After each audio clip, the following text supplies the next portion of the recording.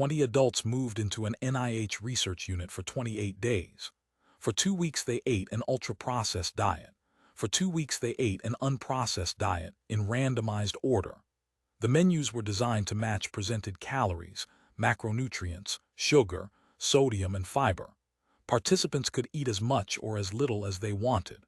On the ultra-processed diet, they consumed 508 more kilocalories per day and gained about 0.9 kilograms. On the unprocessed diet, they lost about 0.9 kilograms. The meals looked matched on paper, but the eating experience was not matched. The study's design was unusually strong for nutrition research. 10 men and 10 women lived in the metabolic ward and received both diets. Each menu rotated across 7 days, and participants had up to an hour for meals. The researchers weighed food before and after, measured energy expenditure, and tracked body composition. The ultra-processed and unprocessed menus were matched for several headline nutrients as offered. Yet they were not chemically or physically identical. The protein percentage, types of fiber and fat, beverage contribution, food texture, and non-beverage energy density still differed. Average energy intake was 508 kilocalories per day higher during the ultra-processed phase. The extra energy came from carbohydrate and fat, while absolute protein intake barely changed. Appetite ratings did not explain the gap. Hunger, fullness, satisfaction, and capacity to eat scores were not significantly different. Participants simply ate more while reporting a similar appetite experience.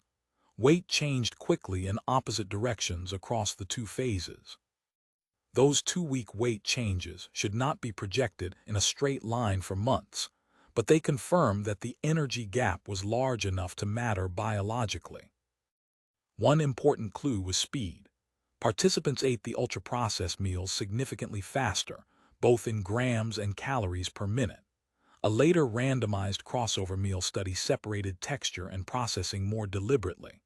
Soft meals were eaten 35% faster than hard versions. Harder meals produced 26% lower energy intake, and the hard minimally processed meal delivered roughly 300 fewer calories than the soft ultra-processed meal. Processing mattered, but texture and energy density helped determine how quickly calories arrived before satiety could catch up. The phrase ultra-processed can still mislead. It covers soft drinks, candy, packaged bread, flavored yogurt, protein bars, plant-based substitutes, and many other foods with very different nutrition. The original trial did not prove that one additive or industrial step caused overeating. It tested 2 complete dietary patterns. The unprocessed menu also required more preparation and may cost more time. Demonizing every packaged food can make eating unnecessarily rigid. The evidence is strongest for a food environment that combines fast eating, high non-beverage energy density, low structural resistance, and easy access to large portions. A practical response does not require banning every package. Look at the foods that are easiest for you to eat rapidly without noticing. Add structure. Pair a soft convenience food with fruit, vegetables, beans, or a protein source that requires chewing. Portion snacks into a bowl instead of eating from the container. Slow the first 5 minutes of a meal and notice whether fullness catches up.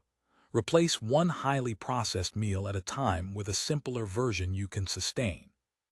The goal is to make overeating less automatic, not to pass a purity test at the supermarket. The controlled evidence deserves attention without exaggeration.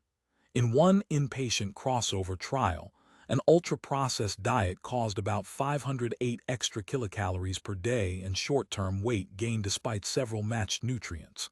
Participants did not report greater hunger. Faster eating, softer texture, and higher energy intake rate offer plausible explanations, and a separate meal study showed large texture effects.